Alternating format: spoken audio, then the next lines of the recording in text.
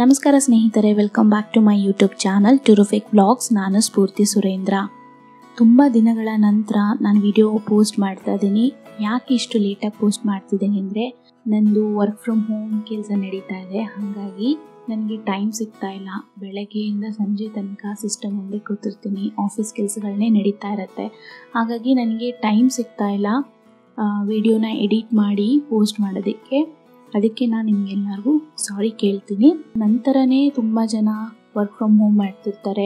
ಬೆಳಗ್ಗೆಯಿಂದ ಸಂಜೆ ತನಕ ಸಿಸ್ಟಮ್ ಮುಂದೆ ಕೂತ್ಕೊಂಡು ಅವ್ರಿಗೂ ಕೂಡ ಎಲ್ಲಿಗಾದ್ರೂ ಹೋಗಬೇಕು, ಶನಿವಾರ ಭಾನುವಾರ ರಜಾ ಇದೆ, ಸೊ ಎಲ್ಲಾದರೂ ಒಂದು ಹೊಸ ಪ್ಲೇಸಿಗೆ ಹೋಗಬೇಕು, ಅಥವಾ ಯಾರಾದರೂ ಟ್ರೆಕ್ಕಿಂಗ್ ಇವಾಗ ಸ್ಟಾರ್ಟ್ ಮಾಡಬೇಕು. ತುಂಬ ಎತ್ತರವಾಗಿರುವಂಥ ಬೆಟ್ಟ ಎಲ್ಲ ಹತ್ತೋದಕ್ಕಾಗಲ್ಲ, ಸ್ವಲ್ಪ ದೂರ ಬೆಟ್ಟ ಹತ್ಕೊಂಡು ಹೋಗುವಂಥದ್ದು ಅದು ಯಾವ್ದಾದ್ರು ಜಾಗ ಇದ್ದರೆ ನೋಡಬೇಕು ಅಂತೇಳಿ ಹುಡುಕ್ತಾ ಇರ್ತಾರೆ. ಇನ್ನು ಕೆಲವರು ರೋಡ್ ಟ್ರಿಪ್ ಮಾಡೋರು, ಸ್ವಲ್ಪ ದೂರ ಬೆಂಗಳೂರಿಂದ ಆಚೆ ಅಂಥವರು ಕೂಡ ಇಂಥ ಪ್ಲೇಸ್ಗೆ ಬರ್ಬೋದು.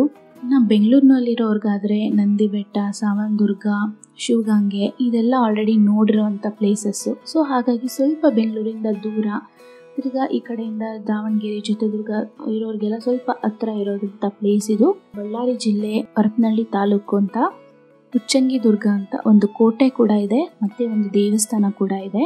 ಈ ಒಂದು ಜಾಗಕ್ಕೆ ಹೋಗೋದಕ್ಕೆ 2 ದಾರಿ ಇದೆ. ಮೊದಲು ನೀವು ದೇವಸ್ಥಾನಕ್ಕೆ ಹೋಗ್ತೀನಿ ಅಂತ ಅನ್ನೋದಾದ್ರೆ ಅಲ್ಲಿ ಸ್ಟೆಪ್ಸ್ ಕೂಡ ಇದೆ. ಸ್ಟೆಪ್ಸ್ ಮೂಲಕ ನೀವು ದೇವಸ್ಥಾನಕ್ಕೆ ಹೋಗ್ಬೋದು. ಮತ್ತೆ ಶೆಲ್ಟರ್ ಕೂಡ ಹಾಕಿದ್ದಾರೆ. ಎಲ್ಲಿಂದ ಸ್ಟೆಪ್ಸ್ ಸ್ಟಾರ್ಟ್ ಆಗುತ್ತೋ ಕೊನೆವರೆಗೂ ನಿಮ್ಗೆ ಶೆಲ್ಟರ್ ಹಾಕಿದ್ದಾರೆ. ನಿಮ್ಗೆ ಬಿಸಿಲು ಅಥವಾ ಮಳೆ ಅಂತ ಟೈಮಲ್ಲಿ ಹತ್ಕೊಂಡು ಹೋಗೋದಕ್ಕಾಗಲ್ಲ ಅನ್ನೋದು ಏನಿಲ್ಲ. ನೀವು ಆರಾಮಾಗಿ ಸ್ಟೆಪ್ಸ್ ಮೂಲಕ ದೇವಸ್ಥಾನಕ್ಕೆ ತಲುಪಬಹುದು.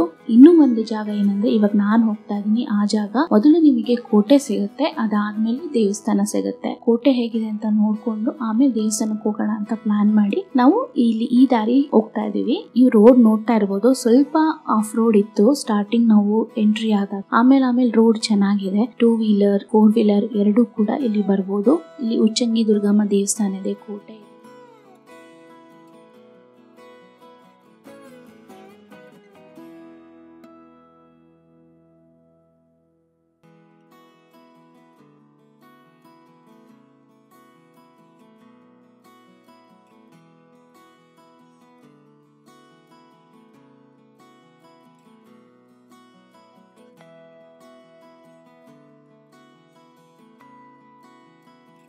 ಇಲ್ಲಿಂದ ನೋಡಿ ಸ್ಟೆಪ್ಸ್ ಎಲ್ಲ ತುಂಬಾ ಹತ್ರ ಇದೆ, ಎತ್ತರ ಕೂಡ ಇಲ್ಲ, ಆರಾಮಾಗಿ ನೀವು ಹತ್ಕೊಂಡು ಹೋಗ್ಬೋದು. ಆಮೇಲೆ ನೀವು ಪ್ರತಿಯೊಂದು ಸ್ಟೆಪ್ಸ್ನ ಅಬ್ಸರ್ವ್ ಮಾಡಿ, ಅಲ್ಲಿ ಕುಂಕುಮ ಹಚ್ಚಿದ್ದಾರೆ. ಇಲ್ಲಿ ಈ ತರದ ಒಂದು ಪದ್ಧತಿನ ನಾನು ಚಾಮುಂಡಿ ಬೆಟ್ಟದಲ್ಲೂ ಕೂಡ ನೋಡಿದ್ದೀನಿ. ಇದರ ಹಿನ್ನೆಲೆ ಏನಂತ ಗೊತ್ತಿಲ್ಲ, ಮೋಸ್ಟ್ಲಿ ಅವರು ಅರ್ಕೆ ಕಟ್ಕೊಂಡಿರ್ಬೋದು. ಹಾಗಾಗಿ ಪ್ರತಿಯೊಂದು ಮೆಟ್ಲಿಗೂ ಅರ್ಶಿನ ಕುಂಕುಮ ಹಚ್ಕೊಂಡು ಹೋಗಿದ್ದಾರೆ. ಇಂಥ ಪದ್ಧತಿಗಳನ್ನ ನೋಡಿದ್ರೆ ಇವಾಗ್ಲೂ ನಡೆಸ್ತಾ ಇದಾರಲ್ಲ ಅನ್ನೋದು ಒಂದು ಖುಷಿ ಆಗತ್ತೆ.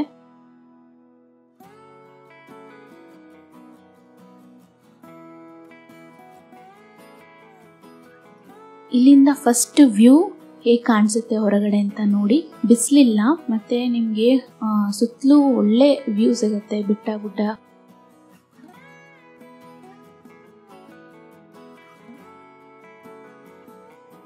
ಒಂದು ನಾಯಿ ಕೂಡ ಹತ್ಕೊಂಡು ಮೇಲ್ ಬಂದಿದೆ. ನಾವ್ಯಾಕೆ ಹೋಗ್ಬಾರ್ದು ಅಲ್ವಾ? ನೋಡಿ ಕೋಟೆ ಯಾವ ರೀತಿ ಇದೆ ಅನ್ನೋದನ್ನ ನಾನು ನಿಮ್ಗೆ ತೋರಿಸ್ತಿದ್ದೀನಿ. ತುಂಬಾ ಅದ್ಭುತವಾದಂತ ಜಾಗ, ತುಂಬಾ ಚೆನ್ನಾಗಿದೆ, ಒಳ್ಳೆ ಗಾಳಿ, ಒಳ್ಳೆ ವ್ಯೂ ಸಿಗುತ್ತೆ. ನೀವು ಸ್ಯಾಟರ್ಡೆ ಸಂಡೇ ಬಂದ್ರೆ ಇಡೀ ವಾರದ ಸುಸ್ತನ ನೀವು ಇಲ್ಲಿ ಕೂತ್ಕೊಂಡು ಈ ಒಂದು ವ್ಯೂನ ನೋಡ್ಕೊಂಡು ಕಳಿಬಹುದು. ಹಾಗೆ ಮೇಲ್ ಹೋಗೋಣ. ಮೇಲೆ ಯಾವ ರೀತಿ ಇದೆ, ಮೇಲಿಂದ ಕೂಡ ವ್ಯೂ ನಾನು ತೋರಿಸ್ತಾ ಹೋಗ್ತೀನಿ, ಯಾವ ರೀತಿ ಕಾಣಿಸುತ್ತೆ. ನೀವು ಮೇಲೆ ಹೋಗ್ತಾ ನೋಡ್ಬೋದು. ನೀವು ಸ್ಟೆಪ್ಸ್ ಅಷ್ಟೊಂದು ಎತ್ತರ ಇಲ್ಲ.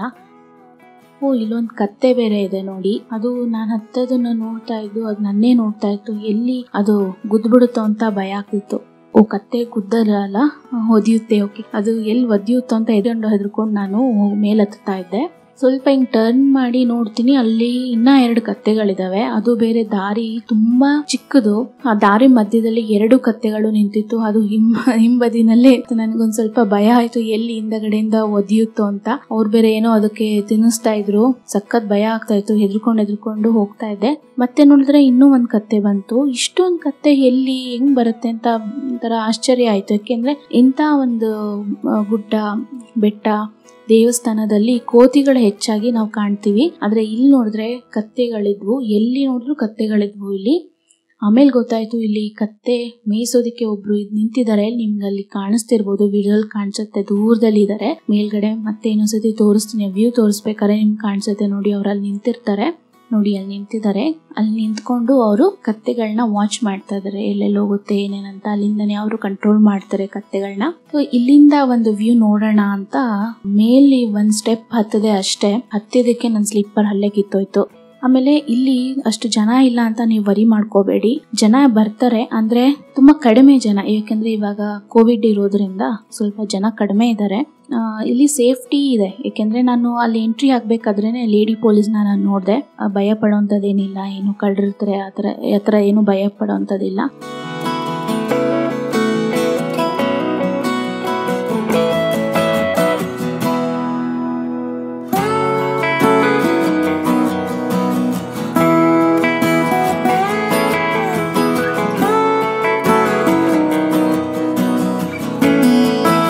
ಸೊ ಇಲ್ಲಿಂದ ಒಂದ್ ಸ್ವಲ್ಪ ಮೆಟ್ಲಿದೆ, ಇಲ್ಲಿಂದ ಹತ್ಕೊಂಡು ಹೋಗೋಣ. ಮತ್ತೆ ಇದು ಕೂಡ ನೋಡಿ, ನೀವು ನೋಡ್ಬೋದು ಅಷ್ಟು ಎತ್ತರ ಮೆಟ್ಲುಗಳಿಲ್ಲ, ಆರಾಮಾಗಿ ಹತ್ಕೊಂಡು ಹೋಗ್ಬೋದು, ರಿಲ್ಯಾಕ್ಸ್ ಮಾಡ್ಬೋದು. ಅಲ್ಲೆಲ್ಲೇ ಕುತ್ಕೊಂಡು ರಿಲ್ಯಾಕ್ಸ್ ಮಾಡ್ಕೊಂಡು ನೀವು ಹತ್ಕೊಂಡು ಹೋಗ್ಬೋದು. ನೋಡಿ, ಎಲ್ಲಾ ಮೆಟ್ಲುಗಳಿಗೂ ಅರ್ಶಿನ ಕುಂಕುಮ ಇಟ್ಟಿದ್ದಾರೆ. ಇದು ಒಂದು ತರ ಖುಷಿಯಾದ ವಿಚಾರ, ಹೆಂಗೆ ಎಷ್ಟು ಕಷ್ಟಪಟ್ಟು ಹರಕೆಯನ್ನು ತೀರಿಸ್ತಾರೆ ಅಲ್ವಾ. ಆಮೇಲೆ ಇಲ್ಲಿ ಇನ್ನೊಂದು ನಾನು ಅಬ್ಸರ್ವ್ ಮಾಡಿದ್ದೇನಂತಂದ್ರೆ, ಎಲ್ಲೂ ಪ್ಲಾಸ್ಟಿಕ್ ಇಲ್ಲ, ಎಷ್ಟು ಕ್ಲೀನ್ ಆಗಿ ಮೇಂಟೈನ್ ಮಾಡಿದ್ದಾರೆ. ಎಲ್ಲೂ ಪ್ಲಾಸ್ಟಿಕ್ ಬಾಟಲ್ಸ್ ಇದು ಯಾವ್ದೂ ಇರ್ಲಿಲ್ಲ, ಅಷ್ಟು ಸ್ವಚ್ಛತೆ ಇತ್ತು ಈ ಒಂದು ಕೋಟೆನಲ್ಲಿ. ನನ್ಗದು ನೋಡಿ ತುಂಬಾ ಖುಷಿ ಆಯ್ತು. ನಾನು ಎಲ್ಲಾರು ಯೂಟ್ಯೂಬರ್ಸ್ ಅವ್ರವ್ರ ಚಾನಲ್ ಅಲ್ಲಿ ಅವ್ರವ್ರ ವಿಡಿಯೋಸ್ ನಲ್ಲಿ ಎಲ್ಲರೂ ರಿಕ್ವೆಸ್ಟ್ ಮಾಡ್ಕೊಂತಾರೆ, ನೀವು ಹೋಗಿ ಜಾಗದಲ್ಲಿ ಕ್ಲೀನ್ ಆಗಿ ಇಟ್ಕೊಳ್ಳಿ, ಯಾವುದೇ ಪ್ಲಾಸ್ಟಿಕ್ ನ ಬಿಸಾಡಬೇಡಿ ಅಂತೆಲ್ಲ ಎಷ್ಟು ಯೂಟ್ಯೂಬರ್ಸ್ ರಿಕ್ವೆಸ್ಟ್ ಮಾಡ್ಕೊಂತಾರೆ. ನಾನು ಕೂಡ ರಿಕ್ವೆಸ್ಟ್ ಮಾಡ್ಕೊಂಡಿದ್ದೇನೆ, ಆದ್ರೆ ಎಷ್ಟು ಜನ ಅದನ್ನ ಪಾಲಿಸಿದ್ದಾರೆ ಅಂತ ನಿಜವಾಗ್ಲೂ ಗೊತ್ತಿಲ್ಲ. ಯಾಕೆಂದ್ರೆ ಮೊನ್ನೆ ನಾನು ಹದ್ದಿನಕಲ್ಲು ಆಂಜನೇಯ ಸ್ವಾಮಿ ದೇವಸ್ಥಾನಕ್ಕೆ ಹೋಗಿದ್ದೆ. ಅಲ್ಲೂ ತುಂಬಾ ಕಷ್ಟ ಇದೆ, ಅದು ಮೇಲ್ಗಡೆ ಹತ್ತೋದು. ಶಿವಗಂಗೆ ಹತ್ತಬಹುದು ಬೆಟ್ಟ ಹದ್ದಿನಕಲ್ಲು ಆಂಜನೇಯ ಸ್ವಾಮಿ ದೇವಸ್ಥಾನಕ್ಕೆ ಹೋಗ್ಬೇಕಾದ ದಾರಿ ತುಂಬಾ ಕಠಿಣವಾಗಿದೆ. ಸ್ವಲ್ಪ ಶ್ರಮ ಪಟ್ಟು ಹತ್ತಿದ್ರೆ ನೀವು ಹತ್ಕೊಂಡು ಹೋಗ್ಬೋದು. ಅಲ್ಲಿ ಏನಂದ್ರೆ ಒಂದು ಪಾಯಿಂಟ್ ಅಲ್ಲಿ ನಿಮ್ಗೆ ಕಲ್ಯಾಣಿ ಸಿಗತ್ತೆ. ಆ ಕಲ್ಯಾಣಿ ಹತ್ರ ತುಂಬಾ ಕೋತಿಗಳಿದಾವೆ. ಅಲ್ಲಿ ಎಷ್ಟು ಪ್ಲಾಸ್ಟಿಕ್ ಗಳನ್ನ ಹಾಕಿಟ್ಟಿದ್ದಾರೆ ಅಂತಂದ್ರೆ, ಆ ಪ್ಲಾಸ್ಟಿಕ್ ನ ಕೋತಿಗಳು ತಿಂತಾ ಇದೆ. ಅಷ್ಟೊಂದು ಬಾಳೆಹಣ್ಣ ಎಲ್ಲ ಇಟ್ಟಿದ್ರು ಕೂಡ ಆ ಬಾಳೆಹಣ್ಣ ಮುಟ್ತಾ ಇಲ್ಲ ಅವು, ಆದ್ರೆ ಎಷ್ಟು ಪ್ಲಾಸ್ಟಿಕ್ ಹಾಕಿದ್ದಾರೆ. ಆ ಪ್ಲಾಸ್ಟಿಕ್ ನ ಸಣ್ಣ ಕೋತಿ ಮರಿಗಳು ಇಟ್ಕೊಂಡು ಆಟ ಆಡ್ತಾ ಇದ್ದಾವೆ. ಸೊ ಇದನ್ನೆಲ್ಲ ನೋಡಿ ತುಂಬಾ ಬೇಜಾರಾಗುತ್ತೆ. ಈ ಜನಕ್ಕೆ ಎಷ್ಟು ಹೇಳಿದ್ರು ಅಷ್ಟೇ, ಅದರಿಂದ ನಮ್ಗೆ ಆಕ್ಚುಲಿ ಪ್ರಾಬ್ಲಮ್ ಆಗುತ್ತೆ, ನಮ್ಮ ದೇಹಕ್ಕೆ ಪ್ರಾಬ್ಲಮ್ ಆಗುತ್ತೆ. ಅದು ಯಾರು ಅರ್ಥ ಮಾಡ್ಕೊಂತಾ ಇಲ್ಲ. ಯಾವ ರೀತಿ ಅರ್ಥ ಮಾಡಿಸ್ಬೇಕು ಅನ್ನೋದು ನನಗೂ ಗೊತ್ತಾಗ್ತಾ ಇಲ್ಲ. ನಾನ್ ನಿಮ್ಮಲ್ಲಿ ರಿಕ್ವೆಸ್ಟ್ ಮಾಡೋದೇನಂತಂದ್ರೆ, ನೀವ್ ಎಲ್ಲೇ ಹೋಗ್ಲಿ ಯಾವುದೇ ಒಂದು ದೇವಸ್ಥಾನಕ್ಕೆ ಹೋಗ್ಲಿ, ಯಾವುದೇ ಒಂದು ಪ್ಲೇಸಿಗೆ ಹೋದ್ರು, ನಿಮ್ ಕೈಲಿ ಏನಾದ್ರು ಪ್ಲಾಸ್ಟಿಕ್ ಬಾಟಲ್ ಇದ್ರೆ ಅಥವಾ ಚಿಪ್ಸ್ ಪ್ಯಾಕೆಟ್ಸ್ ಇದ್ರೆ ಅಥವಾ ಬಿಸ್ಕೆಟ್ ಪ್ಯಾಕೆಟ್ಸ್ ಇದ್ರೆ, ತಿಂದಾದ್ಮೇಲೆ ಅದನ್ನ ಡಸ್ಟ್ಬಿನ್ ಕವರ್ ಅಂತ ಇಟ್ಕೊಂಡು ಹೋಗಿ ಅದ್ರಲ್ಲಿ ನೀವು ಹಾಕ್ಬೋದು. ಅಲ್ಲೇ ಬಿಸಾಕಿದ್ರೆ ಏನಾಗುತ್ತೆ ಗೊತ್ತಾ, ನಿಮ್ಮನ್ನ ನೋಡಿ ಇನ್ನೊಬ್ರು ಬರ್ತಾರೆ, ಅವರು ಅಲ್ಲೇ ಬಿಸಾಕ್ತಾರೆ. ಹೀಗೆ ಕಲೆಕ್ಟ್ ಆಗ್ತಾ ಹೋಗುತ್ತೆ, ಪರಿಸರ ಹಾಳಾಗತ್ತೆ. ಆ ಒಳ್ಳೆ ಗಾಳಿ ಅನ್ನೋದೇನಿದೆಯಲ್ಲ ಅದು ನಮಗ್ ಸಿಗೋದಿಲ್ಲ. ಒಳ್ಳೆ ಗಾಳಿ ನಮಗ್ ಸಿಗಲ್ಲ ಅಂದಾದಾಗ ನಾವು ಉಸಿರಾಡೋದಕ್ಕೆ ಕಷ್ಟ ಆಗತ್ತೆ. ನಾಳೆ ದಿನ ನಾವೇ ಅದನ್ನ ವ್ಯತ್ಯೆ ಪಡೋರು. ಅದಕ್ಕಿಂತ ಮೊದಲು ನಾವೇನೆ ಎಚ್ಚೆತ್ಕೋಬೇಕಂತ ನಾನು ನಿಮ್ಮಲ್ಲೆಲ್ಲ ರಿಕ್ವೆಸ್ಟ್ ಮಾಡ್ತೀನಿ. ಎಲ್ಲೂ ಪ್ಲಾಸ್ಟಿಕ್ ಹಾಕಬೇಡಿ, ಎಲ್ಲದನ್ನು ಸ್ವಚ್ಛತೆಯನ್ನ ಕಾಪಾಡಿ. ಯಾಕೆಂದ್ರೆ ಕರ್ನಾಟಕ ಏನಿದೆಯಲ್ಲ ಎಲ್ಲ ನಮ್ಮ ಜಾಗವನ್ನ ನಾವೇ ಕಾಪಾಡ್ಕೋಬೇಕು. ನೀವ್ ಹೇಗೆ ನಿಮ್ಮ ಮನೆಗಳನ್ನ ಎಷ್ಟು ನಿಮ್ ಕಾಂಪೌಂಡ್ ಒಳಗೆ ಅಷ್ಟೇ ಕ್ಲೀನ್ ಆಗಿರ್ಬೇಕು. ಕಾಂಪೌಂಡ್ ಇಂದ ಆಚೆ ನೀವೇನ್ ಬೇಕಾದ್ರೂ ಬಿಸಾಕಿದ್ರೆ ಅದರಿಂದ ಎಫೆಕ್ಟ್ ಆಗಲ್ಲ ಅಂತೇನಿಲ್ಲ, ಎಫೆಕ್ಟ್ ಆಗತ್ತೆ. ಅದೇ ಜನಕ್ಕೆ ಅದು ತಿಳಿತಾ ಇಲ್ಲ. ನಾವೆಲ್ಲೇ ಹೋಗ್ಲಿ ಒಂದು ಡಸ್ಟ್ಬಿನ್ ಕವರ್ ಅಂತೂ ಕ್ಯಾರಿ ಮಾಡಿರ್ತೀವಿ. ನಾವೇನೇ ತಿಂದು ಆ ಡಸ್ಟ್ಬಿನ್ ಕವರ್ ಒಳಗೆ ಹಾಕಿಟ್ಟಿರ್ತೀವಿ. ಆಮೇಲೆ ಅದನ್ನ ಬಿಸಾಡ್ತೀವಿ, ಎಲ್ಲಿ ಬಿಸಾಕ್ಬೇಕು ಅಲ್ಲಿ ಬಿಸಾಡ್ತೀವಿ. ಸೊ ಇಲ್ಲಿಂದ ನೋಡಿದ್ರಲ್ಲ, ಇಲ್ಲಿಂದ ಹೋಗ್ಬೇಕಾದ್ರೆ ಇಲ್ಲೊಂದು ರಾಣಿಯ ಅರಮನೆ ಅಂತ ಇದೆ. ಸೊ ಅಲ್ಲಿಗೆ ಹೋಗಿ ನೋಡೋಣ ರಾಣಿ ಅರಮನೆ ಯಾವ ರೀತಿ ಇದೆ ಅಂತ ಅಂದ್ಬಿಟ್ಟು. ಇಲ್ಲಿಂದ ವ್ಯೂ ನೋಡಿ ಎಷ್ಟು ಕ್ಲಿಯರ್ ಆಗಿ ಎಷ್ಟು ಚೆನ್ನಾಗಿದೆ ಅಂತ. ಇಲ್ಲಿಂದ ಸ್ವಲ್ಪ ಬಿಸಿಲು ಬರಕ್ ಸ್ಟಾರ್ಟ್ ಆಯ್ತು. ನೀವ್ ಇಂಥ ಜಾಗಗಳಿಗೆ ಹೋದಾಗ ಸ್ವಲ್ಪ ಬೆಳಗ್ಗೆ ಹೊತ್ತು ಹೋಗೋದಕ್ಕೆ ಟ್ರೈ ಮಾಡಿ. ಅಲ್ಲಿ ಮಾರ್ನಿಂಗ್ ಹೋದ್ರೆ ನಿಮ್ಗೆ ಒಳ್ಳೆ ವ್ಯೂ ಸಿಗುತ್ತೆ, ಒಳ್ಳೆ ಗಾಳಿ ಬೆಳಕು ಸಿಗುತ್ತೆ. ಸೊ ಬನ್ನಿ ನೋಡೋಣ ರಾಣಿ ಅರಮನೆ ಯಾವ ರೀತಿ ಇದೆ ಅಂತ.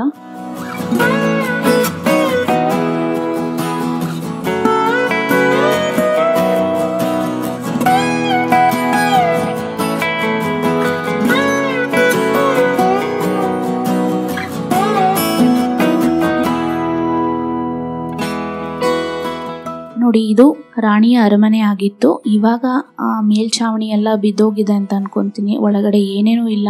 ಅಲ್ಲಿ ಗ್ರೌಂಡ್ ಅಲ್ಲಿ ನಾವು ಶಟಲ್ ಕಾಕ್ ಅಂತ ಆಟ ಆಡ್ಬೋದು ಅಷ್ಟೇ, ಏನೇನೂ ಇಲ್ಲ, ಎಲ್ಲ ಹಾಳಾಗೋಗಿದೆ. ನಮ್ಮ ಕರ್ನಾಟಕದಲ್ಲಿ ಎಷ್ಟೋ ದೇವಸ್ಥಾನಗಳಿದೆ, ಎಷ್ಟೋ ಪುರಾತನ ಕಾಲದ ಕಟ್ಟಡಗಳಿವೆ, ಅವೆಲ್ಲ ಇದೇ ರೀತಿ ಹಾಳಾಗೋಗಿದೆ. ಎಷ್ಟೋ ನಾನು ದೇವಸ್ಥಾನಗಳಿಗೆ ಹೋಗಿದ್ದೀನಿ, ಅಲ್ಲಿ ಹಾರ್ಟ್ ಶೇಪ್ ಅಲ್ಲಿ ಬರ್ದಿರೋದು, ಲವ್ ಸಿಂಬಲ್ ಹಾಕಿರೋದು, ಇದನ್ನೆಲ್ಲ ನಾನು ನೋಡಿದಾಗ ನಮ್ ಜನ ಎಜುಕೇಟೆಡ್ ಅಲ್ಲ ಅಂತ ಅನ್ಸುತ್ತೆ. ಅವ್ರು ಏನೇ ಓದಿರ್ಬೋದು, ಆದ್ರೂ ಕೂಡ ಜನಕ್ಕೆ ಸ್ವಲ್ಪ ಕೂಡ ಬುದ್ಧಿ ಬರೋದಿಲ್ಲ. ಆದ್ರೆ ನೀವು ನನ್ನ ಸಬ್ಸ್ಕ್ರೈಬರ್ಸ್, ನನ್ನ ಫ್ಯಾಮಿಲಿ ಈ ರೀತಿ ಅದ ತಪ್ಪುಗಳನ್ನ ನೀವು ಮಾಡಲ್ಲ ಅಂತ ನಾನು ಅನ್ಕೊಂಡಿದ್ದೀನಿ. ದಯವಿಟ್ಟು ಇಂಥ ತಪ್ಪುಗಳನ್ನ ನೀವು ಮಾಡಬೇಡಿ. ನೀವು ಹೋಗಿರೋಂಥ ಸ್ಥಳನ ಎಷ್ಟು ನೀವು ಸ್ವಚ್ಛವಾಗಿ ಇಟ್ಕೊಳಕ್ ಸಾಧ್ಯನೋ ಅಷ್ಟೇ ಸ್ವಚ್ಛತೆಯನ್ನ ಕಾಪಾಡಿ. ನಿಮ್ಮ ಮನೆ ಹೇಗೆ, ನಿಮ್ಮ ಮನೆ ಒಳಗೆ ಯಾವ ರೀತಿ ಇಟ್ಕೊಂಡಿರ್ತೀರ ನಿಮ್ಮ ಮನೆಯನ್ನ, ಅದೇ ರೀತಿ ನೀವು ಹೋಗುವಂತ ಜಾಗ, ಹೋಗುವಂತ ದೇವಸ್ಥಾನ, ಹೋಗುವಂತ ಸ್ಥಳ ನಮ್ಮ ಮನೆ, ನಮ್ದು, ನಮ್ಮ ಕರ್ನಾಟಕ ಅಂತ ಹೇಳಿ ಅದನ್ನ ಸ್ವಚ್ಛತೆಯಿಂದ ಕಾಪಾಡಿ. ಇಲ್ಲಿಂದ ರಾಣಿ ಅರಮನೆಯಿಂದ ಮುಂದಕ್ಕೆ ಅಲ್ಲೊಂದು ನಿಮ್ಗೆ ಕೋಟೆ ಕಾಣಿಸ್ತದೆ, ಅದು ರಾಜನ ಅರಮನೆ ಆಗಿರುತ್ತೆ. ಇವಾಗ ಅಲ್ಲಿ ಹೋಗೋದಕ್ಕೆ ಅವಕಾಶ ಇಲ್ಲ. ಅಕ್ಕಪಕ್ಕದಲ್ಲಿ ಅಂಗಡಿಗಳು ಸಹ ಸಿಗುತ್ತೆ ನಿಮಗೆ, ಏನಾದರೂ ನೀರು ಅಥವಾ ಜ್ಯೂಸ್ ಅಂತದಕ್ಕೆಲ್ಲಾದ್ರೂ ಇಲ್ಲಿ ಅವಕಾಶ ಇದೆ. ಅಥವಾ ಪೂಜೆ ಸಾಮಗ್ರಿಗಳನ್ನ ನೀವು ತಗೊಂಡು ಹೋಗ್ತೀನಿ ಅಂದ್ರೆ ಇಲ್ಲಿಂದ ಕೊಂಡ್ಕೊಂಡು ನೀವು ಹೋಗ್ಬೋದು.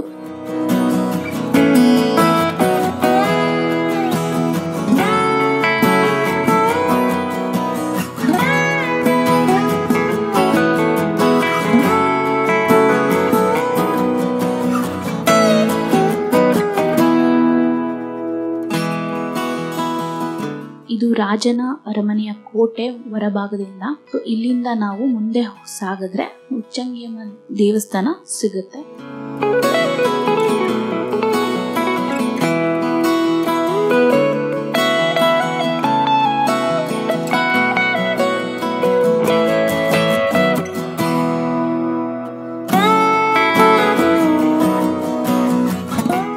ನನಗೆ ಇನ್ನೊಂದು ಆಶ್ಚರ್ಯಕರವಾದದ್ದು ಏನಂತಂದ್ರೆ, ಇಲ್ಲಿ ತುಂಬಾ ಮನೆಗಳಿದಾವೆ. ಬೆಟ್ಟದ ಮೇಲ್ಗಡೆ ತುಂಬಾ ಮನೆಗಳಿದಾವೆ. ಏನಂದ್ರೆ ಯಾವ ರೀತಿ ಅವ್ರ ಜೀವನ ಮಾಡ್ತಾ ಇದಾರೆ. ಇಲ್ಲಿ 2 ವೀಲರ್ ಬರಲ್ಲ, ಯಾವುದೇ ವೆಹಿಕಲ್ಸ್ ಇಲ್ಲಿ ಮೇಲಂತೂ ಬರೋದಿಲ್ಲ. ಕೆಳಗಡೆಯಿಂದ ಅವ್ರಿಗೆ ಬೇಕಾಗಿರುವಂತಹ ಸಾಮಾನುಗಳನ್ನ, ಮನೆಗೆ ಬಳಸುವಂತ ಸಾಮಾನುಗಳನ್ನ ತರಬೇಕು, ಅದು ಹತ್ಕೊಂಡೇ ಬರಬೇಕು. ಅವ್ರು ಹೆಂಗೆ ಅವ್ರ ಜೀವನನ ಇಲ್ಲಿ ನಡೆಸ್ತಾ ಇದಾರೆ ಅಂತ ನಿಜವಾಗ್ಲೂ ತುಂಬಾ ಆಶ್ಚರ್ಯ ಆಗತ್ತೆ. ಒಂದ್ ರೀತಿನಲ್ಲಿ ಇವರು ಒಂಥರ ಆಶ್ಚರ್ಯನೇ ಅನ್ಸುತ್ತೆ ಅಲ್ವಾ, ಯಾವ ರೀತಿ ಜೀವನ ಮಾಡ್ತಿದ್ದಾರೆ ಅಂತ. ನೋಡಿ, ಇಲ್ಲಿ ನಮಗೆ ರಾಜನ ಅರಮನೆ ಇಲ್ಲಿ ಬೋರ್ಡ್ ಹಾಕಿದ್ದಾರೆ. ಬಟ್ ನೀವು ಎಡಭಾಗಕ್ಕೆ ತಿರುಗಿದ್ರೆ ಗೇಟು ಕ್ಲೋಸ್ ಆಗಿರುತ್ತೆ. ಸೊ ರಾಜನ ಅರಮನೆ ನೋಡೋದಕ್ಕೆ ಆಗೋದಿಲ್ಲ. ಅಲ್ಲಿ ಕೂಡ ಮೇಲ್ಛಾವಣಿ ಏನೂ ಇಲ್ಲ. ಸೊ ಹಂಗಾಗಿ ಅಲ್ಲಿಂದ ಸ್ವಲ್ಪ ಡಿಸಪಾಯಿಂಟ್ ಆಗಿ ನಾವು ದೇವಸ್ಥಾನಕ್ಕಾದ್ರೂ ಹೋಗೋಣ ಅಂತೇಳಿ ದೇವಸ್ಥಾನಕ್ಕೆ ಹೋಗ್ತಾ ಇದೀವಿ. ಇಲ್ಲಿ ನೀವು ನೋಡ್ತಾ ಇರ್ಬೋದು, ಅಕ್ಕಪಕ್ಕದಲ್ಲಿ ಅಂಗಡಿಗಳಿದಾವೆ, ಮತ್ತೆ ಮನೆಗಳಿದಾವೆ, ಅಲ್ಲಿ ಬಟ್ಟೆ ಕೂಡ ಒಗಿತಾ ಇದಾರೆ. ಯಾವ ರೀತಿ ಜೀವನ ಮಾಡ್ತಿದ್ದಾರೆ ಅಂತ ನನಗೆ ಆಶ್ಚರ್ಯ ಆಗುತ್ತೆ. ಇಲ್ಲಿ ಕಟ್ಟಡ ಏನೋ ಕಟ್ತಾ ಇದಾರೆ, ಮನೆ ಹತ್ರ ಒಂದು ಕಟ್ಟಡ ಕಟ್ತಾ ಇದಾರೆ. ಸೊ ಅಲ್ಲಿಂದ ಮೆಟೀರಿಯಲ್ಸ್ ಹೆಂಗ್ ತಗೊಂಡ್ ಬರ್ತಾರೆ ಅಂತಾನೆ ನನಗೆ ಆಶ್ಚರ್ಯ ಆಗುತ್ತೆ. ಇಲ್ಲಿ ಕೂಡ ನೀವು ನೋಡಿ, ಸ್ಟೆಪ್ಸ್ ಎತ್ತರ ಇಲ್ಲ, ತುಂಬಾ ಹೈಟ್ ಕಡಿಮೆ ಇದೆ, ಆರಾಮಾಗಿ ಯಾರು ಬೇಕಾದ್ರೂ ಹತ್ತಬಹುದು. ನಾವಿಲ್ಲಿ ಹೋಗಿ ತಲುಪಿದ ತಕ್ಷಣ ನಮ್ಗೆ ಹೇಳಿದ್ದೇನೆಂದ್ರೆ ವಿಡಿಯೋ ಮಾಡೋ ಹಾಗಿಲ್ಲ, ಫೋಟೋ ತೆಗಿಯೋ ಹಾಗಿಲ್ಲ ಅಂತ ಹೇಳಿದ್ರು. ಸೊ ನಾವ್ ಅಲ್ಲಿಗೆ ಸ್ಟಾಪ್ ಮಾಡಿ ಹೊರಗಡೆ ಅಷ್ಟೇ ವಿಡಿಯೋ ಮಾಡ್ತೀವಿ ಅಂತ ಹೇಳಿದ್ವಿ. ಅದಾದ್ಮೇಲೆ ನಾವು ಒಳಗಡೆ ನಾರ್ಮಲ್ ಆಗಿ ದೇವ್ರನ್ನ ದರ್ಶನ ಮಾಡೋಣ ಅಂತ ಒಳಗೋದ್ವಿ. ಅವ್ರಿಗೆ ಅದೇನ್ ಅನ್ನಿಸ್ತೋ ಏನೋ ಗೊತ್ತಿಲ್ಲ. ಅವ್ರು ನಮ್ಗೆ ಹೇಳಿದ್ರು, ನೀವೊಂದು ಫೋಟೋ ಅಥವಾ ವಿಡಿಯೋ ದೇವಸ್ಥಾನದೊಳಗೆ ತಗೋಬಹುದು, ಪರ್ಮಿಷನ್ ಇಲ್ಲ, ಆದ್ರೂ ಕೂಡ ನಾವು ಜಸ್ಟ್ ಒಂದು ಫೋಟೋ ಅಥವಾ ವಿಡಿಯೋ ತಗೊಳ್ಳಿ ಅಂತ ಹೇಳಿದ್ರು. ಸೊ ಹಂಗಾಗಿ ನಾನು ಜಸ್ಟ್ ದೇವ್ರದ ಒಂದು ವಿಡಿಯೋನ ನಿಮ್ಗೋಸ್ಕರ ಮಾಡಿದೆ.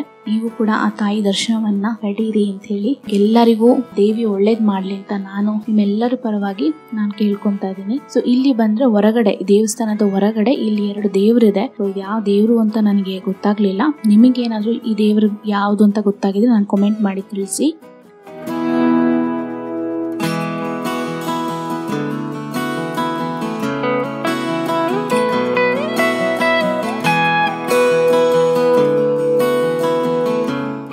ದೇವಸ್ಥಾನದ ಹೊರಭಾಗ, ಇಲ್ಲೂ ಒಂದು ಕೂಡ ಬಾಗ್ಲಿದೆ. ಹೊರಭಾಗದಲ್ಲಿ ಯಾವ ರೀತಿ ಇದೆ ಅಂತ ನಾನು ನಿಮ್ಗೆ ತೋರಿಸ್ತಾ ಇದ್ದೀನಿ. ಇಲ್ಲಿ ದೇವಸ್ಥಾನದ ಮೇಲ್ಗಡೆ ಅಲ್ಲಿಂದ ವ್ಯೂ ಯಾವ ರೀತಿ ಕಾಣಿಸುತ್ತೆ ಅಂತ ನಾನು ನಿಮ್ಗೆ ತೋರಿಸ್ತಾ ಇದ್ದೀನಿ. ಇಲ್ಲಿಂದ ಹೊಲ ಗದ್ದೆಗಳಲ್ಲೆಲ್ಲ ಕಾಣಿಸುತ್ತೆ. ಸೊ ನಾವ್ ಅಲ್ಲಿಂದ ಕೆಳಗ್ ಬಂದ್ವಿ. ಕೆಳಗ್ ಬಂದು ನಾವ್ ಗಾಡಿ ನಿಲ್ಸಿದ್ವಲ್ಲ, ಅದ್ರ ಅಪೋಸಿಟ್ ಇಲ್ಲಿ ಒಂದು ದಾರಿ ಇತ್ತು. ಸೊ ಇಲ್ಲೇನಿದೆ ಅಂತ ನೋಡೋಣ ಅಂತ ಹಾಗೆ ಹೋದ್ವಿ. ಅಲ್ಲಿ ಹೋದಾಗ ಏನು ಇರ್ಲಿಲ್ಲ, ಬಟ್ ಅಲ್ಲೊಂಥರ ತುಂಬಾ ಡಿಫ್ರೆಂಟ್ ಆಗಿತ್ತು. ವ್ಯೂ ತುಂಬಾ ಚೆನ್ನಾಗಿತ್ತು. ಅಲ್ಲೂ ಒಂದ್ ಸ್ವಲ್ಪ ಟೈಮ್ ಸ್ಪೆಂಡ್ ಮಾಡಿದ್ವಿ. ದೂರದಿಂದ ಬೆಟ್ಟ ಗುಡ್ಡಗಳು ಯಾವ ರೀತಿ ಕಾಣಿಸುತ್ತೆ, ಎಷ್ಟು ಬೆಟ್ಟಗಳಲ್ಲಿ ಲೇಯರ್ ಆಗಿ ಕಾಣಿಸುತ್ತೆ ನಿಮಗೆ, ನೀವು ನೋಡ್ಬೋದು ವಿಡಿಯೋದಲ್ಲಿ ಕಾಣಿಸುತ್ತೆ. ಹಾಗೆ ಸ್ವಲ್ಪ ಹೊತ್ತು ಅಲ್ಲಿ ನಿಂತ್ಕೊಂಡು ಟೈಮ್ ಸ್ಪೆಂಡ್ ಮಾಡಿದ್ವಿ.